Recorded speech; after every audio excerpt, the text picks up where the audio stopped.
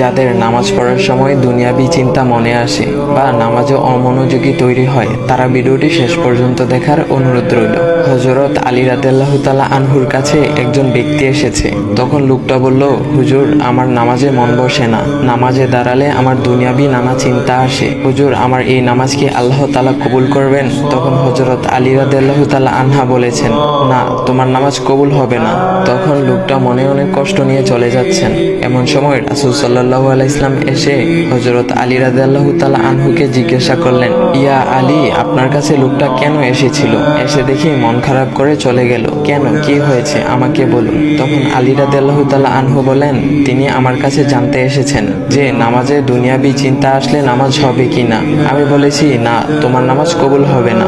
রাসূল সাল্লাল্লাহু আলাইহি ওয়াসাল্লাম তখন বলেন, ইয়া আলী, আপনাকে আমি একটা চাদর উপহার দিতে চাই, তবে একটা শর্ত আছে। আলী রাদিয়াল্লাহু তাআলা আনহু খুশি হয়ে বলেন, ইয়া রাসূলুল্লাহ, কি শর্ত তা বলুন, আমি আপনার সকল শর্ত মেনে নিব।